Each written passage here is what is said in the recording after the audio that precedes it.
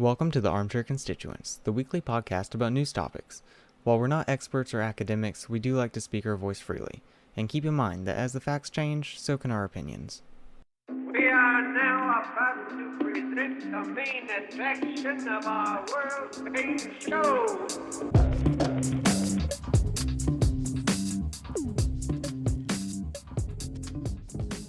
Just get right into it with updates. You want to get into North Korea?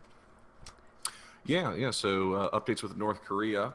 I know there was a lot of confusion over the Carl Vinson. Apparently, I've heard two different versions of this.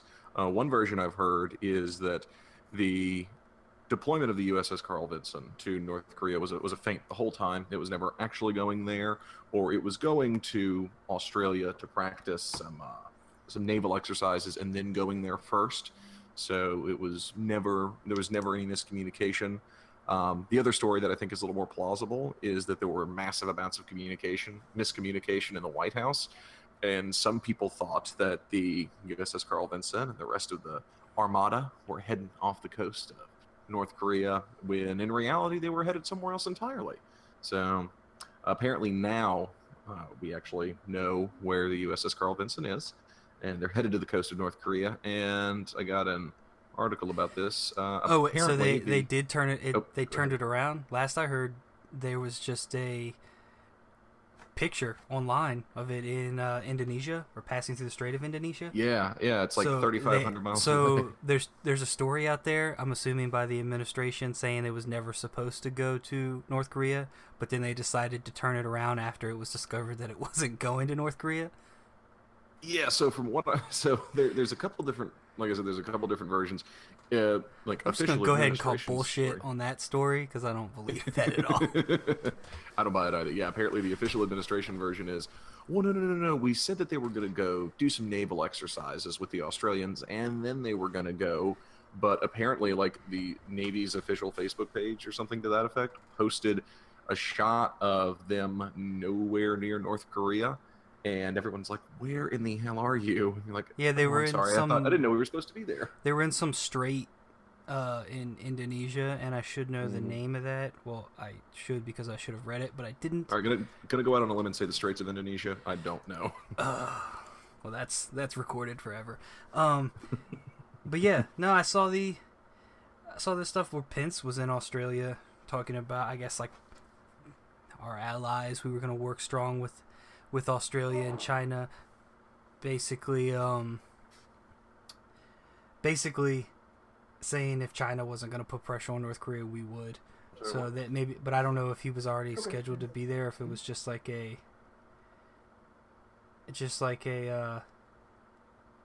cover up. They were sending him out there. What's going on in the background? Nothing. Nothing. I heard something. All right. Yeah, so he stopped over in South Korea too, and he was talking about how, you know, the might of the United States is strong. When is it, our shield and sword are ready? Something to that effect. I didn't see that he went to South Korea. So I was reading, because we were talking about it during the week, just like what they could do in this scenario, and I mean, essentially what I gathered is, like, we don't really know what their nuclear capability is at all.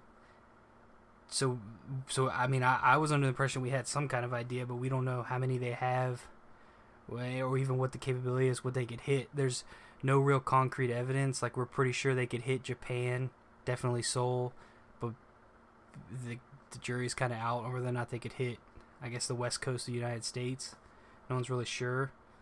Yeah, I saw a breakdown. I think it was on Reuters or CNN right before we got on, that showed sort of a breakdown of, like, the 4 levels of ballistic missiles that North Korea has, and apparently the one that they have that can travel the farthest is could only get to Alaska, and it couldn't actually even get into the west coast of the United States. It stops 3/4 of the way through Canada.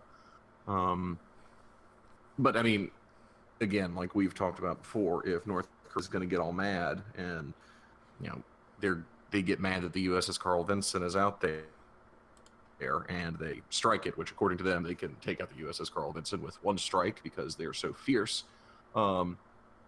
then they're also probably just going to go ahead and try to launch a missile at Seoul. I don't think they would, not take that opportunity. I don't think it would be in their benefit to try to launch at the United States. I mean, they're a much closer enemy. The target they're much more interested in is right there.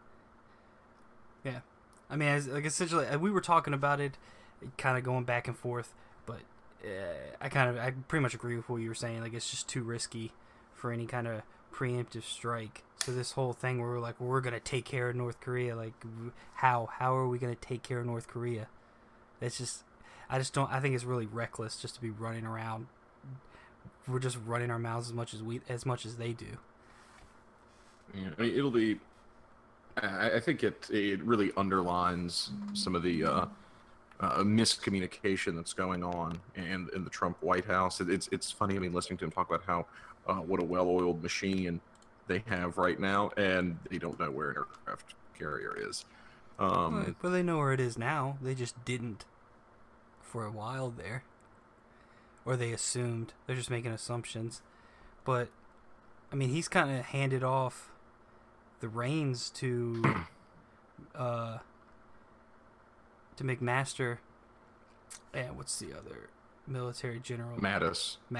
Mattis. Yeah. Just lean into the mic. Yeah, for some reason, like my voice wasn't registering on the stuff. But we can still hear you. But yeah, okay. They're kind of handing it off, so they don't know. But that's what I was reading, is like it was just a disconnect between the order that Mattis gave and the actual.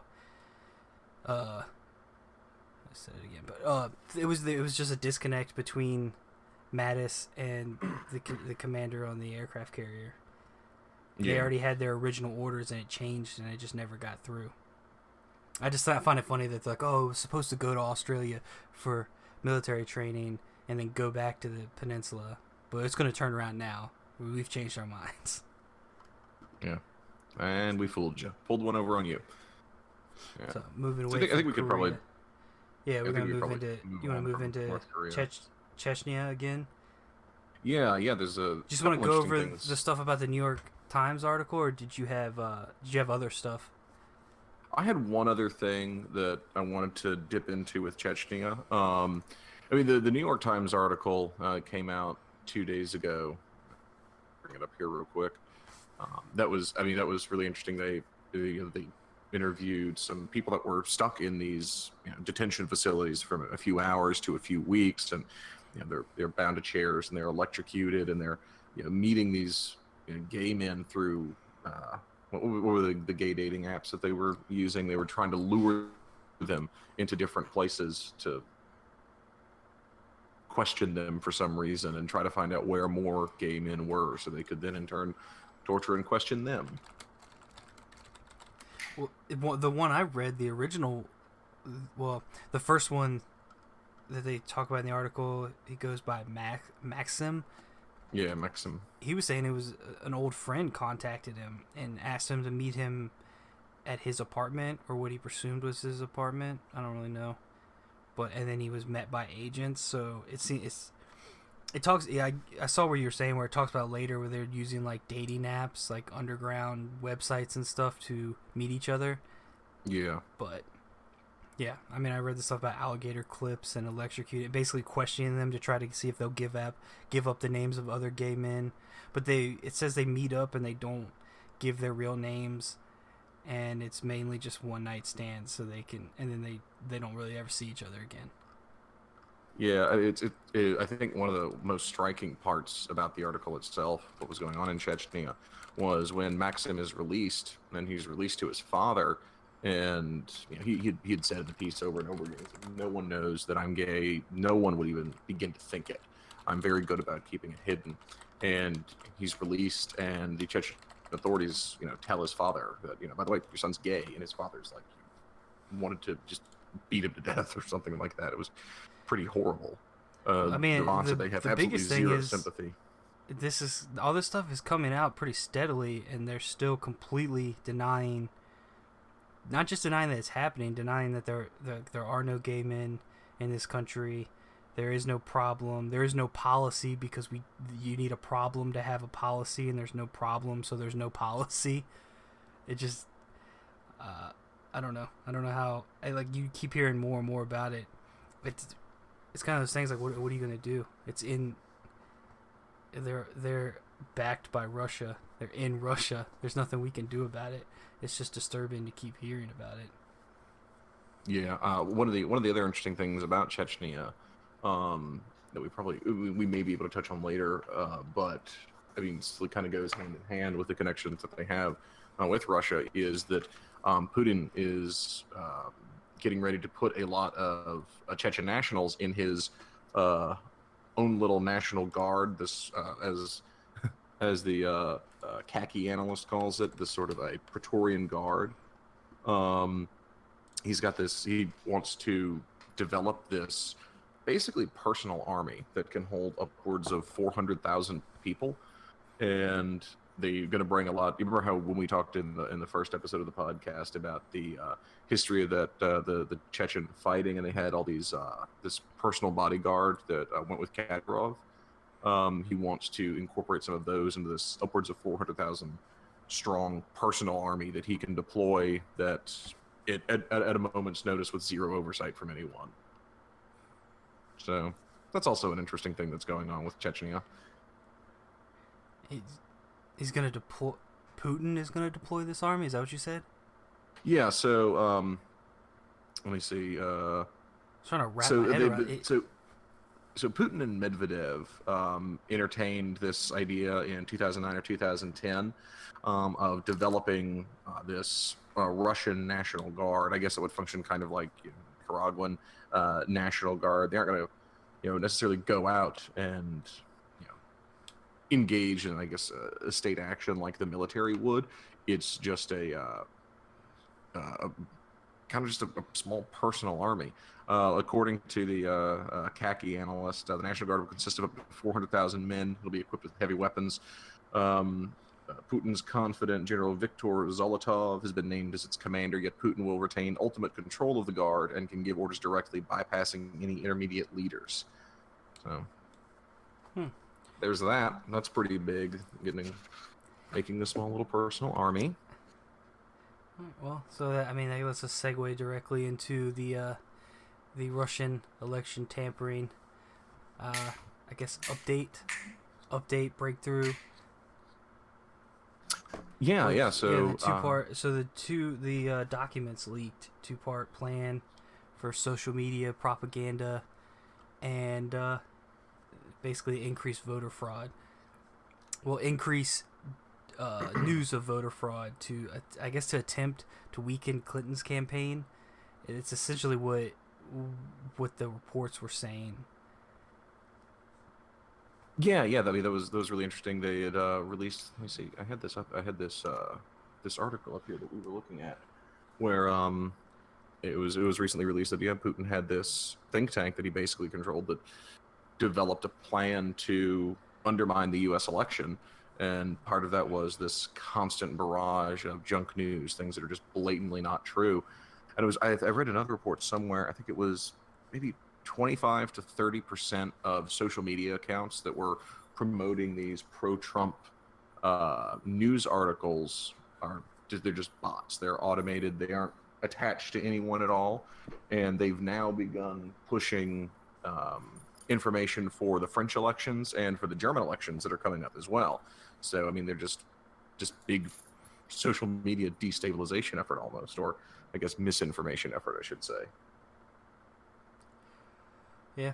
Well, yeah, so we went right into French elections, so we can talk about, you had an article that was talking about these bots and the fake news that they were pushing out currently in France about the elections that they're voting on right now, correct? Or at least round one. Yeah.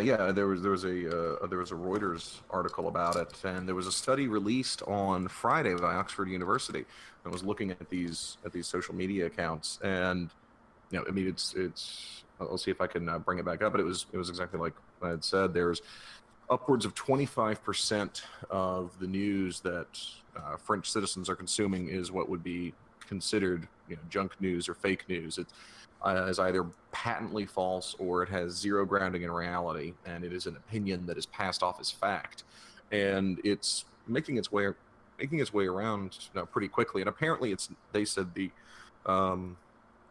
amount of junk news that the French populace is dealing with is not as aggressive as it was in the States, but they're still dealing with a lot of it. Yeah. I looked at the article. I was mainly looking into these two front runners, and you have. I don't see anything on this third candidate, Mélenchon. Mélenchon. Yeah, I'm looking. They still haven't reported anything. Are you seeing any reports for this? No, I mean it's only 4:00. I mean, when we recorded last week during Turkey, I mean I can't remember how far ahead Turkey is from the States. I think it was maybe 7 p.m. over there when we were recording, and it's almost noon now. So, I mean it's probably only 4:30, 5 o'clock. It should be around 2 p.m. Eastern Yeah, time. I still haven't seen anything, but I mean, so we have Le Pen, the Trump of France, right? That's essentially what I'm getting from her. She's essentially a media joke that nobody saw coming, and now she's neck and neck with the front runner. Yeah, her dad has been around for a while. He ran Front National, I think, through the 80s and 90s, and they had a lot of accusations of anti-Semitism and racism and xenophobia. And Le Pen, she took over, kicked her dad out, and is like, she's considered good with the party for kicking out like this racism tone in the party, kicking out neo-Nazis and skinheads, as they refer to, like her contributions to the party when you look her up. So I would say there's some pretty good, well documented cases of racism within the party. Jean-Marie Le Pen. Yeah. He's I mean, she's made a concerted effort to clean up the party's image, make the party look a lot more palatable than they were. But she's also riding sort of a wave of populism that's not just, I mean, we're mostly seeing it on the right, but it's also coming through on the left with people like Jean-Luc Mélenchon. It's really interesting, I think, the things that Marine Le Pen and Jean-Luc Mélenchon have in common, which, I mean, they're both very anti-globalist. They don't like the neoliberal economic order of the European Union. They both want to leave the EU. They both have a strong emphasis on economic and domestic policies that will benefit the working class. So it's really interesting, the similarities that they have in that. And the French election is so tight right now. I think it was, let me bring it up real quick.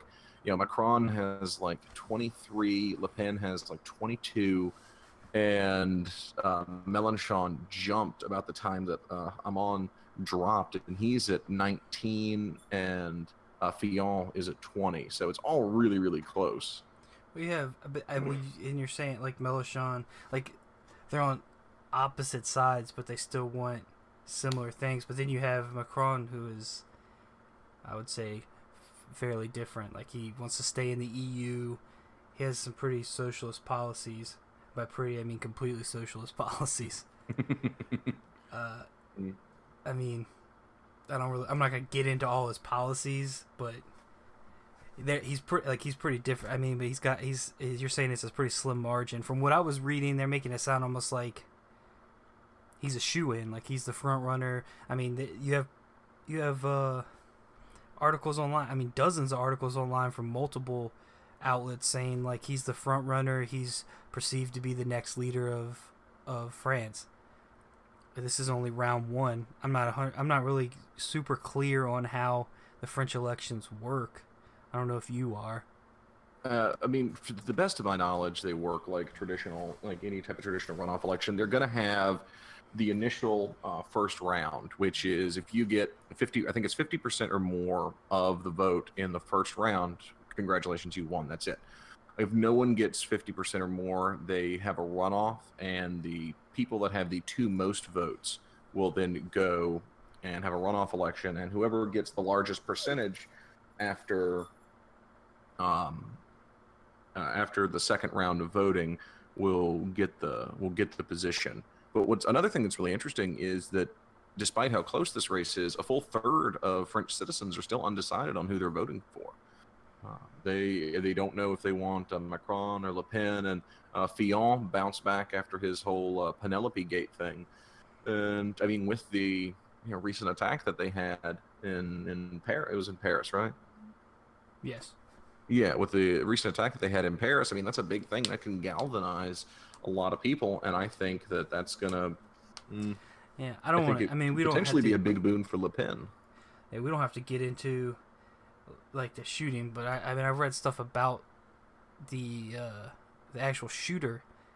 I mean, he was on multiple lists. He had been arrested before for assaulting police officers with deadly weapons. Like, just there, I didn't really go into it a whole lot because it's such a sensitive topic. But it just seemed odd that he was just, I mean, essentially walking free. But he was on all these lists. I mean, I read that he had been arrested before for threatening police officers and then stole a police officer's gun and attempted to shoot him in the police station. I believe. I could be wrong, so don't make that's not concrete, but that's just like loosely what I remember reading over the last couple of days. It just seemed odd that he was, I don't know, how he either got back in the country or was not in jail. Because this was fairly recent. Yeah. Let's say it was like 2013 when that first incident happened. Yeah, this reminds me very much. Did I show you that article? It was on the long read from The Guardian. It was called "The Changing Face of Terrorism." No. Last week I read it. It was just called the Changing Face of Terrorism. It was a very interesting article. It was talking about. It was looking specifically at recent acts of terrorism in France and Belgium. And the guy was trying to find. I'll send you the link to it, and we can put it up with the episode. And the guy was trying to look at what are the commonalities that you see amongst terrorism, and how has it changed. And one of the interesting things is you can look at all the, I think most, if not all, the terror attacks that have happened recently in France and Belgium, and there's this there's this consistent theme of young males who are second-generation immigrants. They are not religious by any stretch of the imagination. They have a criminal record. They have sort of nihilistic thinking. And these people are radicalized in a matter of weeks or a couple of months at best. So they go from having no interest or affiliation with the church to suddenly they have this incredible religious zeal, and then they carry out a terrorist attack. So it's very interesting, the shift that has taken place. And it reminds me, I don't know if you saw, but Marine Le Pen came out the other day and said that one policy that she would like to enact is that if you are a second-generation immigrant, so you were born in France, your parents, you were born in France, if you have a criminal record when you're 18, you're not a citizen of France anymore, and you get deported, which is kind of crazy. Kind of. Yeah. I mean, it would have to really depend on the act, I suppose. But I mean, if you're a citizen of a country, you're going to deport them for committing a crime. That just doesn't make a whole lot of sense. Yeah, but for me, why? I just don't get. Why would you pick second generation? Well, this is the same woman that is. It was actually wallpaper. It was on. Yeah, still her wallpaper. Yeah, from last week tonight, where she was talking about like essentially I believe she said it as like removing all religious symbols in public. Oh yeah, it was very clearly all about. Yeah, it was all about making sure people weren't wearing headdresses and stuff like that. That's exactly what it was, because she doesn't really mention anything else. She just doesn't want people. I don't know. So does that mean like you can't wear a cross around your neck? There's a lot. You're gonna yeah, I mean, there's obvious overt things like a yarmulke or a hijab or some sort of head covering like that. But so there's the article, "Who are the new jihadis?" But I mean, it's just interesting that she wants to put a policy in place like this. I just don't see any long-term benefit for having a policy where you deport people like that. I think this kind of touches on some of the behaviors of right-wing populism as a whole, in my opinion. I mean, populism on the left and the right is interested in very simple solutions to complex problems. It's people getting up and saying, oh, yeah, all we need to do is this, and we can take care of it. And at a one-dimensional face value level, oh, yeah, well, let's just get the people out of the country. That's super easy. Now we don't have that problem anymore, but it creates so many more long-term problems. I just don't see how you can get any benefit from just deporting these people. Yeah, I mean, that's the same thing that they're starting to do over here.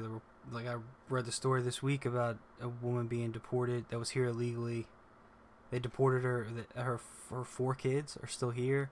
And that was a whole uproar of the right saying, well, she broke the law by being here. Why should she be allowed to stay if she intentionally broke the law?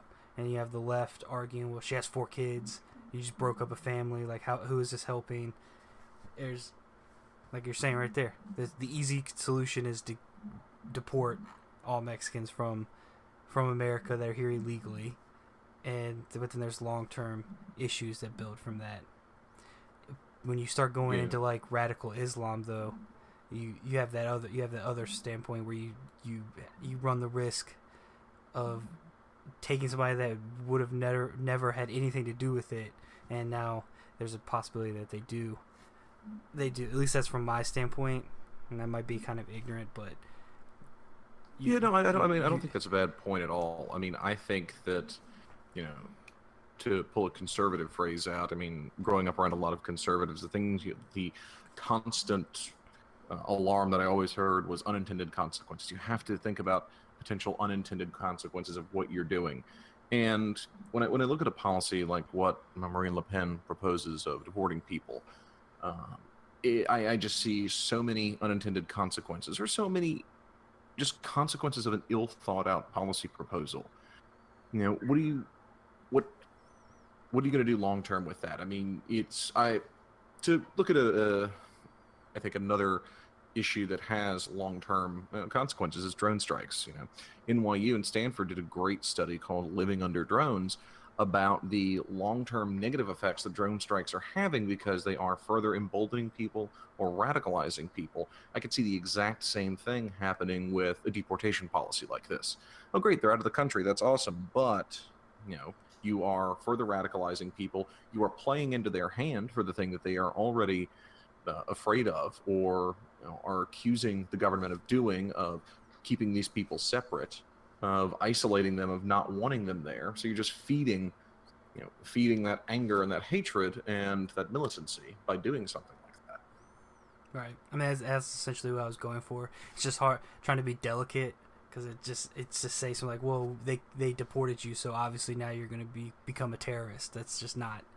That's not exactly true. But oh yeah, no. But you run the risk. I mean, especially what you were saying with drone strikes, like you're killing families, just sweeping through towns because you have intel that there could be a terrorist cell there, and just leveling this town, just innocent people being leveled. Like, yeah, it's definitely gonna radicalize somebody. Yeah. They're seeing it firsthand. You become the enemy in their eyes 100%, no matter what you say or do from that point on. Yeah, I mean, I think it sort of touches on some of the I wouldn't say problems, some of the tactics of right-wing populism in general. I know we're kind of moving a little bit, but it's still within the vein of this sort of French election, but right-wing populism as a whole in Europe. I mean, one of the consistent things you see with a lot of the right-wing populist movements that have gone through Europe, I mean, Jean-Marie Le Pen, Nigel Farage, or Boris, whatever his name is, with UKIP in the UK, Geert Wilders in the Netherlands, Austria, Hungary. Some of the right-wing movements that are back up in Germany, Alternative for Deutschland, AfD, it's really interesting, the narrative that they weave. It's this interesting narrative of, well, there's nothing actually wrong with the nation itself. We'll just use the United States, for example. Oh, there's nothing wrong with the United States itself. It's people that are coming in external. It's all these external things that are making life hard for us. And it's kind of how we talked about last week with nationalism. You direct that the antagonism and the issue that you're the issues that are going on in your nation at something else. It's got to be something external. Well, it's these people that are coming in. It's people that are changing that don't mesh with our culture. They're making us change our ways of life.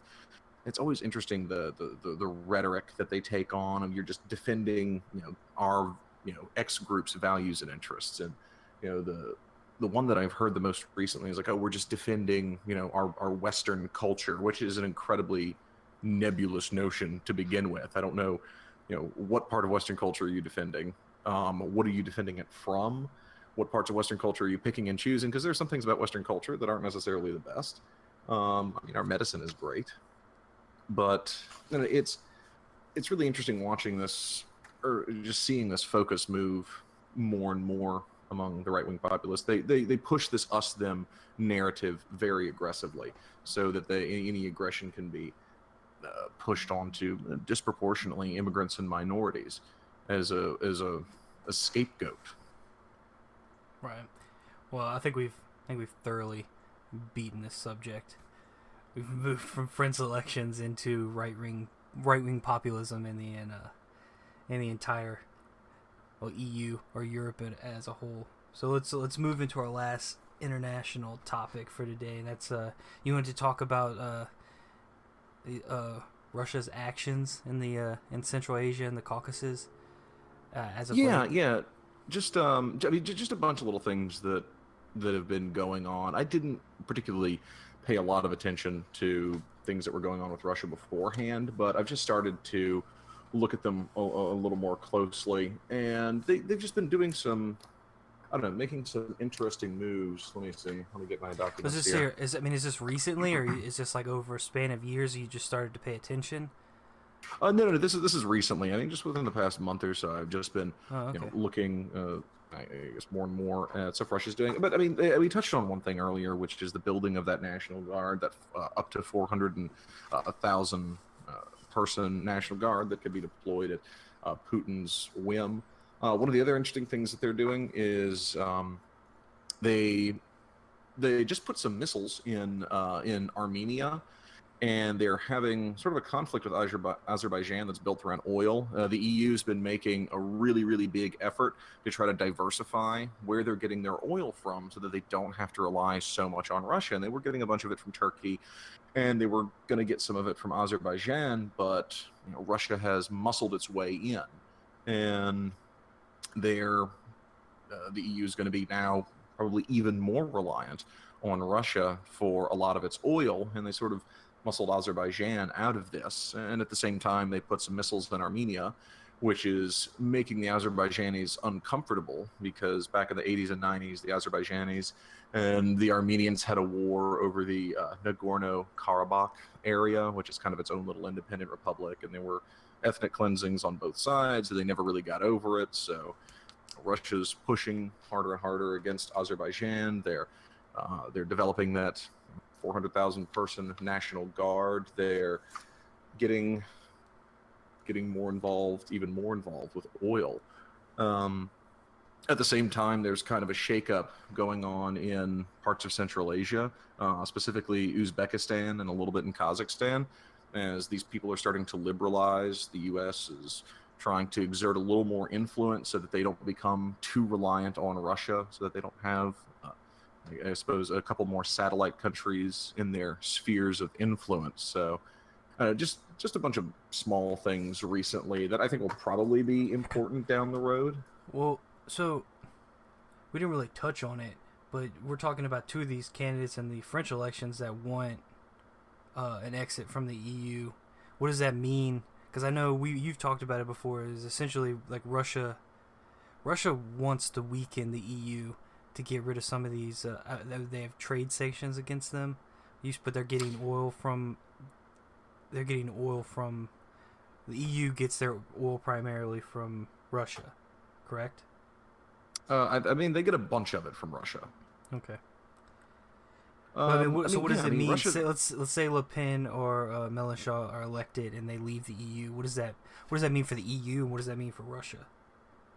I mean, in my opinion, in my opinion, I mean, Russia wants those things definitely because, well, clearly, if they're putting these bots out to basically support the candidates that are supporting this, that's what it sounds like, at least. And you're saying it's in Germany now too. I think it makes it pretty clear that's what they want. There. Okay, go ahead. Yeah, I interrupted you. Yeah, no. I think the Russians, I mean, just primarily have an economic and a stability interest in it. I mean, it is much easier if you have, 20 or 30 nations all working together, all with the same goals, that are agreeing to the same rules. That's a powerhouse that's a lot more difficult to do anything to. It's hard to chip away at that to get the things that you want. But if you're able to take a lot of the key players out, I mean, Britain leaving, that's really big. And Britain's having a big vote on June 8th, as a matter of fact, too. But Britain leaving is big. If Mélenchon or Le Pen wins and they're able to pull out of the EU, I mean, that's another big player. The two big players in the EU right now are France and Germany. France and Germany really kind of dictate what goes on in the European Union. And now the right-wing populist party in Germany, the likelihood of them getting anything is pretty slim. They did not put up the representative, or I think it's the president of their party. They put up a couple of other people that aren't particularly well known, and so the likelihood of them getting anything is pretty limited. But I mean, the advantage is it's easier to become an economic powerhouse, or even literally to expand what you're doing. I mean, right. There's from what I've gathered, and that's why I wanted to get yours, because you have a much better knowledge of, at least compared to me, on this subject. But I mean, if France was to pull out of the EU, it would essentially mean the end of the EU, is what I've seen from a few outlets. I don't know how true that is, but I mean, what do you think about that? I mean, if you're saying Germany and France are the two powerhouses that essentially run what's happening in the EU, and then one of those leave, and it's just Germany left, is the EU still around, or is is that like the beginning of the end? It starts to dissolve. I mean, I think a lot of people were calling the end is nigh for the EU and the UK left, and I think it's dangerous to just go around saying, oh, that's it, that's the end. I think if France and or Germany leave, that the EU will still exist, but it will be for its practical purpose of sort of being an economic powerhouse. It will be dead in that sense. I don't think they will have any real authority, because France, Germany, and Britain. I mean, if you don't have those three major European countries in any type of organization that you have, then your organization is essentially useless. And I mean, this goes back to the junk news, the fake news, propaganda that is coming out of Russia. I mean, they have a huge interest in nationalist candidates. I mean, not just on the right, but also on the left. Any group that is getting up and saying our sovereignty is being violated by groups like these, or organizations like the EU, Russia has a huge interest in that, because it's just a divide and conquer strategy. I mean, we can see how divisive the election has been in the United States. Aside from you're literally trying to divide and conquer the European Union or the countries that make it up, when you have an incredibly divided public within countries, it's very difficult for, those places to remain as stable or to be as functional when there is such division amongst the populace. I think that's pretty much what I wanted to hear. I wasn't sure how true. It seems like maybe that's what these reports are leaning towards, like the figurative demise of the EU, not so much literal, from what I was I mean, I think it'll still be there, but I don't think Lithuania will pick up that torch and run with it, or if they do, they probably won't get too far. So you ready to move into the Supreme Court case? This the Supreme Court case is pretty interesting, actually. And so basically it's the Missouri government refusing to fund a church. I don't have the name of the church. Basically, to fund a church, they were trying to re-gravel their playground on their property or refusal. So this is just essentially what I gathered was setting a precedent for what the government is allowed to fund for religious institutions. Yeah. So it's the Trinity Lutheran Church. What's really interesting is this church is in Missouri, right? Yeah, Missouri. So what's interesting is that, I mean, obviously in the United States we have the Establishment Clause that separates church and state. Missouri goes a little bit farther and says that any church cannot be the recipient of any type of state funds. So Trinity Lutheran Church wants tire bits that are being used to just put in where playgrounds are so that the kids don't hurt themselves as much. Right. So the government gives out these grants every year. They're very, very small grants. It's just the state government of Missouri. And the Trinity Lutheran Church applied for it. And they said, no, you can't have it because you're a church. And the church is saying, well, in practically speaking, it makes sense for us to get this. We're just trying to keep kids from, scraping knees and hurting themselves. But the state government is saying that, well, you can't have it because you're a church, and we can't get into the business of funding churches at all. And this will be a really interesting test, especially for Gorsuch's first case, because I've heard a lot of arguments from different sources about why the church should not be able to get the money. I mean, if Gorsuch is that sort of strict constructionist that everyone thinks he is, then Gorsuch should say, well, the Missouri state government wrote its own constitution. It's not the federal government's job to tell the state of Missouri how it should handle those affairs. Let it be. But the Joint Baptist Commission, it was the Joint Baptist Commission for the Freedom of Religion, or something to that effect. They were on Dahlia Lithwick's podcast, Amicus, which is done for Slate. They put up an interesting argument as to why the church should be ruled against. It's because as a church, you are, one, a tax-exempt entity, but two, you're freed from a lot of regulations that that businesses or buildings or private citizens are subject to. And if you as a church start taking government funds, you're going to be subjected to those regulations, and it can impede your ability to worship as you see fit. So it actually looks to be a very, very interesting case. Yeah, I kind of agree with that. I mean, I don't understand why. That's the whole. I mean, there's a separation of church and state. You shouldn't be getting federal funds. It's what you have your congregation for. I mean, especially if the state wrote the Constitution, it says religious institutions cannot receive federal funding or state funding. I mean, I just don't see where the federal government's job is to step in and say, no, you have to give it to them. It'd be one thing if they were just discriminating against a mosque or something like that, but if they're saying blanket, like, we don't give money to religious institutions, then I don't see the problem here. Yeah, I think some of the arguments that proponents of Trinity Lutheran have said is that, well, if to be a charity or a nonprofit organization, you have to meet the following criteria. And Trinity Lutheran is saying, well, we meet all those criteria. We just also happen to be a church. So we're meeting the criteria that you're setting out, but you're just saying, oh, well, you're a church, so you can't have it. So that's the argument that they are making. So now they're trying to claim they're a nonprofit? Well, no, they're not trying to claim that they're a nonprofit. They're just saying we meet all the criteria to be one. You're discriminating against us because we're a church. And yeah, I think there's been other cases previously where private schools or religious affiliated non-church entities have gotten money. So if you have a religious school, it's not technically a church, it's a private school.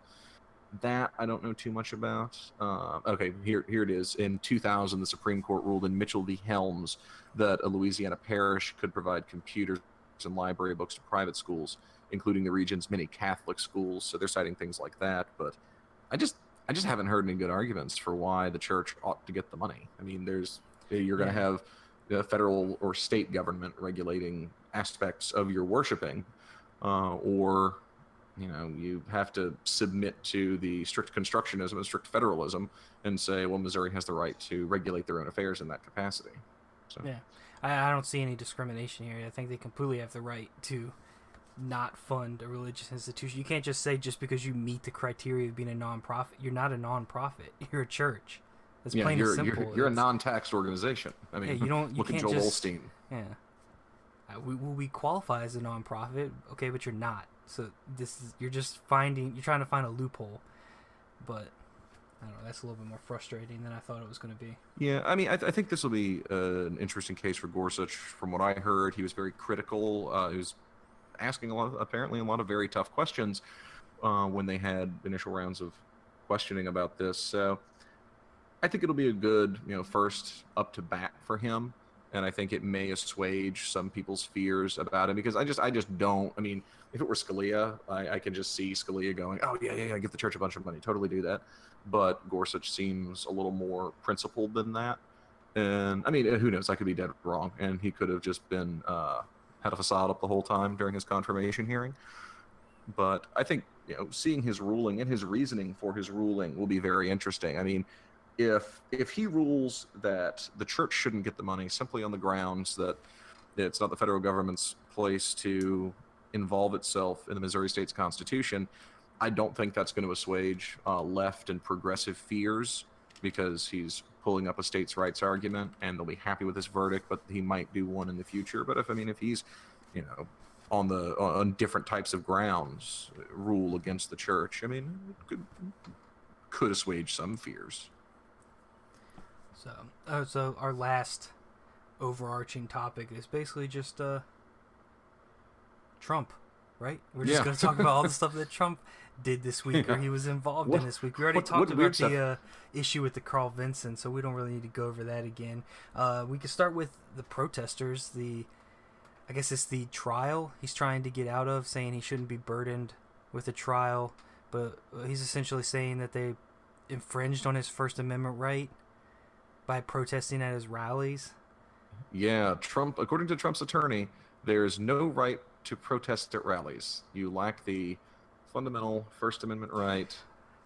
So when I read the article, like it has that headline, and you're like, well, yeah, what are you talking? And then you get into it. It was these people that were holding up, I guess it was Trump as a pig, like hung, like they were being rowdy at his rally, which I get. I don't understand his argument. They're not infringing on his First Amendment, but I don't understand where he doesn't have the right to remove these people from his rally for being disruptive. They can protest outside the rally. I don't agree with his statement, but I also... Was the rally in a public space? Was the space reserved? That's true. Was this... it made it sound like it was on his campaign rallies, so it was indoors. I don't know if that's true or not, but if it's indoors, I don't know. I just would feel like he had to have rented that space, correct, to have the rally. So if these people are in here being rowdy and he doesn't want them there, then they have to go outside. I don't agree with his drawing up First Amendment or trying to get out of the trial because he shouldn't be burdened with it as the president, because he keeps using that argument to get out of cases, get it out of any kind of litigation. Looking at it here, President Donald Trump's lawyers argued in a Thursday court filing that protesters have no right to express dissenting views at his campaign rallies because such protests infringe on his First Amendment rights. Filing comes in a case brought by three protesters who allege they were roughed up and ejected at the March 2016 rally.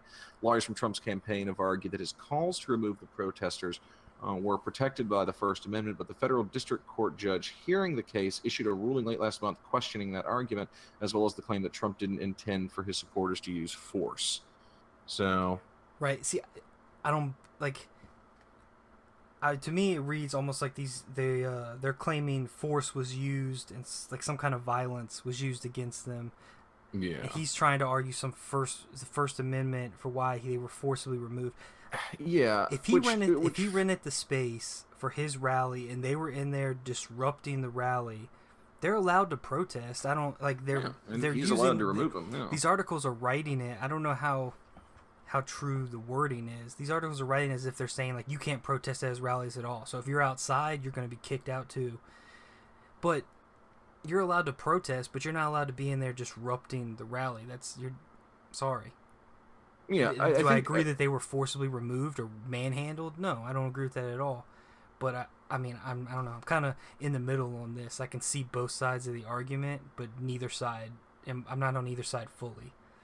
Yeah, I mean, it's to me, if you rent a space and someone doesn't want you there, I mean, well, great. It's not the government telling you that you have to leave. There is no, in my opinion, there is no First Amendment violation, because it's not. He's just a candidate. He was just a businessman trying to run for political office. It's not as though the government were shutting down your speech. So, to me, that's not a First Amendment issue. I don't personally think it is in that regard. I think it is incredibly telling that they would attempt to argue that they have no right to express dissenting views. Right. Now, I think a lot of people will make hay out of that if they have not already. I don't watch cable news. I don't know. I think a lot of people will make hay out of that, as they should. I think it's, as I said, it's a very telling thing that is the type of argument that they want to make. And I mean, I think it's a horrible argument to make, that there's, you have no right to express dissenting views. It's, again, I think it's an interesting, telling Donald Trump event, that something happens and I feel like it gives a lot of insight into his personality.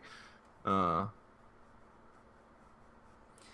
So next in Trump news. Yeah. Go ahead. I wanted to jump in here with, we forgot to put it on the list, but the D was going ahead with efforts to defund Planned Parenthood again. He was going through with, I thought he had already pretty much done that, or was that part of the healthcare bill that failed? Yeah, I think this was independent of that. There were, I think he was going through and defunding Planned Parenthood. So the reason that I actually really wanted to talk about this is a massive frustration for his reasoning. And his reasoning was because you shouldn't use federal money to fund abortions. And I hate that argument for multiple reasons. One,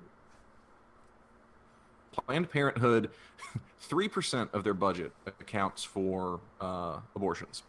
And I mean, that is just if a traditional abortion, or if it's the life of the mother is at stake, instances of rape and incest, things like that. A gross majority of their budget goes to making sure that people are safe from STDs and STIs. But what's even funnier is that it's already illegal to use federal funds to fund an abortion. The Hyde Amendment to the Hyde Act, which was put through in the mid-'70s, made it illegal to use Medicare, Medicaid, or any type of federal funds to do an abortion. And it's incredibly interesting, just the way that people frame these things as though it's still an issue, when it's not. It's already illegal to do it. All you're doing is taking away, things that people need for their health, under the false claim of, we need to make sure that no federal funds are used for abortions, when they already aren't. We have the conservatives. They've always railed against Planned Parenthood, because to them all it is abortions. I mean, I've talked to people. They talk about Planned Parenthood as if you only go there for an abortion. There's no other reason that the thing exists. So you can't tell them that. If you went and told them that only 3% of the budget is actually used for abortions of any kind, and you can't use federal funds for that, they don't believe that. I mean, in their eyes, they're killing babies and selling the parts to the black market. I've literally heard that from people. So, who was that cat who did the acorn thing? I think his name is George O'Keefe, but I think he works for Breitbart now. Like, I think he did another. I think he did the Shirley Sherrod thing too, but I think he did another undercover hidden camera, go to a Planned Parenthood thing, and then edited the crap out of it to make it look like these people are parsing out bits and pieces of fetus on the black market, which is disturbing in and of itself. But the fact that someone would edit something and have someone give the impression that they're doing that is disturbing, to say the least. Yeah, but I mean, people are so indoctrined, and like they're gonna believe what they want to believe. This stuff's been peddled for so long, so it's essentially why he's defunding it in the first place, because it's just something he can put out there in the media, and his supporters will go, "Oh yes, he's doing what he said he was gonna do." They don't care. Oh yeah, following through with campaign promises. Yeah, it's hard to care so much about the truth. He hasn't followed through with campaign promises, right? So. We had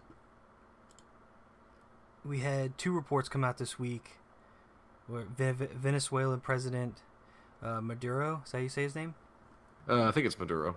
Yeah, donated $500,000 to the Trump, I guess his campaign. No, I thought this was all to the inauguration. Yeah, it was both of them were to the inauguration fund.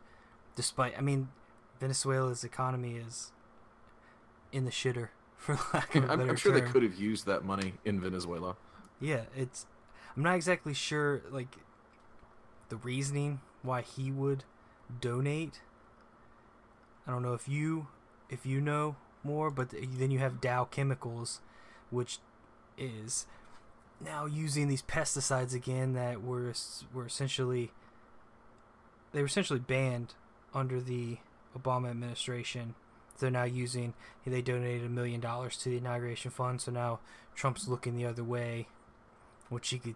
I don't know. I guess he's going to claim jobs on this, like the more people to make chemicals that are well, you know what? the environment, If we deregulate the chemical economy, people aren't going to have to spend so much money on these other chemicals that don't work as well. It's really going to stimulate economic growth and jobs. Lots of jobs.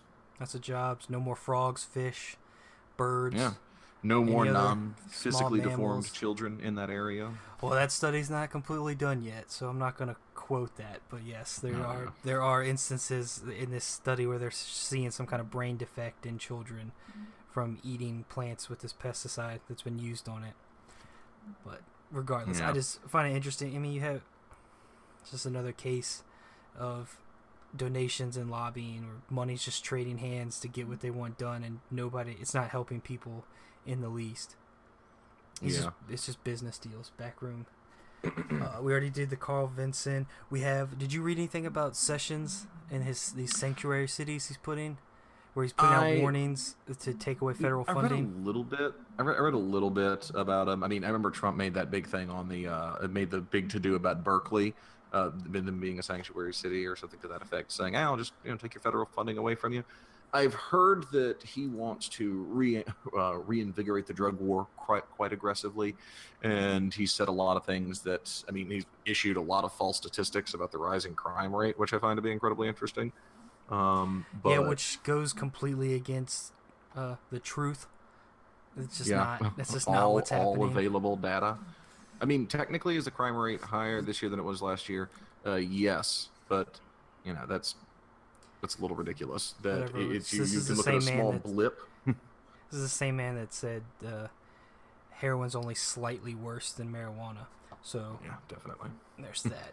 I mean, we have Trump calling to congratulate Erdogan on his victory for democracy in Turkey last week. Yeah, it's like when your parents tell you to call your grandparents. It's you and I joked about it, but it's like, do you even know what he's calling? He's like, just call and say congratulations, Donald.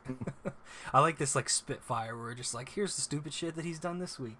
So then we have the removal of the Surgeon General Vivek Murthy. I definitely said that wrong, but that's the best way I can pronounce it. Just Google it's about midway through his term. I couldn't really find why he was removed, other than I guess he goes against something that the president doesn't like. But the Surgeon General is essentially supposed to be there. There's no. It's what's the word I'm looking for? It's not ceremonial. Yeah. They work for both sides. There is no partisanship in the position. It just. How did the Democrats feel about the mumps? I don't know. Find out how the Republicans feel about syphilis, and then we'll talk. Yeah, I don't know. I mean, I'm going to keep looking into that because I'm not really sure. His Deputy Rear Admiral Sylvia Trent Adams is taking over. That's about the most I can give you right now. Yeah. But I just find it interesting. This is the same guy. We talked about it before. I believe we've spoken years ago when he said that gun control issues are a health issue. Yeah. I mean, if you define health issues so broadly, everything is a health issue. The laptop I'm using right now is probably a health issue. The chair I'm sitting in is probably a health issue. You want to go into this isn't anything to do with Trump anymore, but the congressional race in Georgia. Yeah, so the Democrats pumped like $8.5 million into that thing, and it was Tom Price's seat because I think he went on to be director of Health and Human Services. And I mean, it's been a steadily Republican district for a long time. And the Democrats said that they were going to get over 50%, and they didn't. I think they got like 47 or 48%. I mean, it's still a huge turnaround, and Spicer's already declaring that it was a huge loss, even though they've just gone into a runoff. And John Ossoff is running down there, and apparently he has a lot of momentum, and it could be a bit of a sea change. I mean, I know that we certainly don't have the time to get into it here, and it is an entirely different conversation. But Republicans and Democrats are both notorious for gerrymandering, but Republicans do it way more than Democrats do. So, I mean, that could be a really big, boon to the Democrats if they take that seat. Right. I mean, everything is just talking about that. I guess the House votes that are coming up in 2018, seats that are coming up that could shift the majority in the House. So, I guess this could be like that first step in the direction of, I guess, the Democrats taking the majority next year. Yeah, we'll have to keep a close eye on upcoming races and what those mean. I'm sure this will be in the updates next week. And so the last thing that you've been wanting to talk about all week is a man by the name of Michael Anton. He's yes. What is his position in the White House? Or do you want to talk about who he is, I guess, beforehand? Yeah. So Michael Anton is the Director of Strategic Communications for the National Security Council. And he came out recently and had an interview with Politico, which I found to be very interesting. Steve Bannon loves him a lot. He considers Michael Anton because of his articles he wrote, correct? Like his... Yeah. So a few months ago, back during the campaign, he wrote some articles under a pseudonym. I think it was Decius Publius. Can't remember the last part of it, but he goes into why he picked that name, and it's a pretentious and self-aggrandizing reason as to why he picked the name. Apparently, Decius Publius, whatever his last name is in this, was this general who ended up like dying during a great battle, but his troops ended up winning, and he was like, I felt like I was taking a really big risk. And the interviewer for Politico was like, what do you mean you won? And he's like, well, I had a really, really good communications career with BlackRock Consulting, and it could have hurt my career. And I'm like, oh my God, you would have made slightly less money and still been in the highest income bracket in the United States. But that aside, the interview itself, which we should post a link to Politico, because it's an interesting interview. To me, is, as I said, because I said it was an interesting interview, very interesting. He gets asked a lot of questions about Trump. He gets asked a lot of questions about the strikes in Syria, about what's going on with North Korea. And for me, when I listen to Michael Anton talk, he is an incredibly smart guy that doesn't say anything. He never says anything of substance during the entire interview. Well, yeah, that's all he does is... That's why when you wanted to talk about him, I was like, he didn't say... He purposely, like, anytime she asked a harder question, which I found her very annoying, too. Because she was also agreed with everything. She was just like, oh yeah. But she was like pressing, like, you know what I mean? It's hard to explain. She was pressing him for answers on stuff, but then would pull back the second he just didn't give her. Like people ask questions and the answer they want. Yeah. Already, it was like that the whole time. It wasn't necessarily she wanted him to agree with her. It was the fact that she wanted to ask the questions and get the right-wing answer that she wanted to put in her article. You know what I mean? Yeah. That's what it felt like. It was very annoying. It was like watching two people smile as they like undermine each other the whole time. It was. I can just imagine like that Carter Page video. I finally went and watched it where he's talking with Chris Hayes and he's just got that big goofy smile. But it was really frustrating listening to this because she said, "Well, was there any change in rhetoric in the campaign from change in rhetoric from the campaign to now?" And he's like, "Oh no, there's no change in campaign rhetoric at all. I mean, if you listen to the president, he said that, we're not going to rule out military action." And I'm like, that is ridiculous because there's tweets of him saying, "Don't bomb Syria. Bombing Syria is a horrible idea. We need to stop interfering in other countries' affairs. We're going to pull back. We're not going to do this anymore." Then those are just alternative facts. Yeah, but it drives me bonkers listening to Michael Anton's justification because he said, "Well, the president never said we wouldn't use military power," and that's like saying, "Hey, I never said I wouldn't, punch my brother in the face or something like that. It shouldn't have to be covered based off of everything else that you've said. It's definitely strongly implied in there. It was so ridiculous listening to him just rationalize Trump's behavior. Oh, no, these strikes were very good. They were great. They were awesome strikes. It's definitely in U.S. interest. And Glasser didn't even bother to ask, were these strikes in U.S. interest at all? You don't think they may have just muddied the waters of the Syrian conflict even further? She was just like, oh, yeah, U.S. interest. Yeah, he said he would do that. And I think it's hilarious that Anton goes on to justify that the only thing Donald Trump said that he would reveal about his foreign policy is that it was going to be unpredictable. No, he never said I'm going to be unpredictable. He said if we do engage in military action, I'm not going to televise it. I'm not going to tell them what's happening. That's not unpredictable. That's just being secretive. But Michael Anton is trying to spin this as though he said, oh, I'm going to be unpredictable. You never know what I'm going to do, which, if I'm wrong, someone please correct me. Show me the information. I would like to know if I was wrong. I just started following him on Twitter recently, the president, so I haven't gone back and looked at all of his tweets. But he's saying that, no, the president said he's going to be flexible. He also misquotes Lincoln, which bothers me. He attributes a quote to Lincoln that is normally attributed to John Maynard Keynes, but John Maynard Keynes didn't say it either.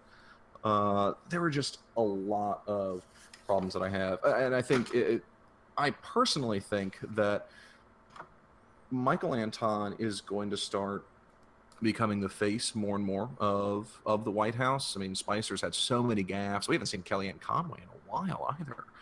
But Spicer's had so many gaffes. She's still sitting on the couch in the Oval Office. My feet are stuck in between the cushions. Someone help. I think because he is a very well-spoken guy. Michael Anton comes across as very articulate, very intelligent.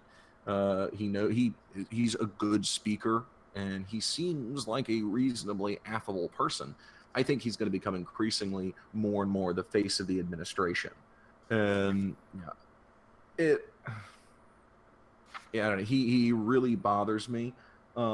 It's so funny listening to his justification. So his most popular article that he wrote a series of articles about the issues with the modern Republican Party, and he called one of them the Flight 93 election. He says you've got to charge the cockpit or you die, and that America was headed off a cliff. So he was saying that Hillary Clinton winning the presidency would be 9/11, and that's not even an exaggeration. No, that's exactly what it was. Yeah, definitely. But here's his argument. He says, my argument was and remains the two-party system had kind of ossified into an almost de facto one-party system. No disagreement there. I can get behind that to a degree. Where the letters after people's names changed, but the ideology didn't really change. The ideology didn't really change at all, and elections didn't do much to change government. So he's doing this justification of he was not really pro-Trump. If you go and read some of his articles, as time progressed, he got more pro-Trump. He was just vitriolically anti-Hillary. And it was this almost, and I know I'm not gonna pronounce his name right, but from Watchmen, Ozymandias. It was almost this Ozymandias argument of, oh well, he might not be the best, but we're gonna blow the whole thing up, and then we'll be able to restart. We'll be able to use Trump to disrupt everything, and then we can restart from there. And he's not perfect, but he's the tool that we need, and it's very much what I think of as increasingly with time. I just think of Donald Trump as a tool that is being used. He's either being used, like we talked about last week, by the last person who talked in his ear, which is getting to be more traditional, conservative Republicans, or people like Michael Anton and Steve Bannon, who are and Jeff Sessions, who are trying to push that populist, nationalist angle and divide further. He's odd. Anton goes on to talk about social cohesion, how we've lost that social cohesion that we had, and there's implied statements of we need more homogeneity within culture. And in one of his articles that he did under a pseudonym, he says that the massive rise in crime that we have is absurd, and it's all the fault of the liberals. And it's so weird reading this. He's like, oh, the crime rates has been shooting up since the 60s. But it's funny because that was when the crime rate, he blames liberals for the rise in crime, but it's really funny. One of the most drastic drops in crime that we saw was under FDR. FDR crime plummeted ridiculously, and we saw the same thing in the 90s. And it upticked during the 60s and through the 80s, but it probably has a lot more to do with the drug war, crime, especially direct violent crime. Like we talked about the other week, it's drugs or it's economic inequality or it's gangs or something like that. I mean, it's listening to him spin this web. He's very good at it, and he's very well spoken, and he's the type of guy that's smart enough to be able to rattle off facts and arguments to you. But I shouldn't say facts, because nowhere in any of the writings that I saw, that I went through, and this is true of populism as a whole, but especially right-wing populism, there's not a number. Everything is an opinion, and it's just a weird feeling. Oh, crime is up. We aren't cohesive. We aren't as cohesive as we used to be. The nation is falling apart. Well, do you have data? Well, no, but it feels that way. It feels like this is happening, and here's the simple solution. We'll kick out all the immigrants or something like that. I don't know. I think Michael Anton's going to start taking on a much more prominent role, and I think that's dangerous because he is a very, very well-spoken crazy man, in my opinion. Well, I'm glad I got that out of my system. I was kind of. I know you. I gave you that. I just stepped back. I was a little distracted earlier in the show, and I'm just so happy. I think we've both been sick all morning, so it wasn't the best day for us.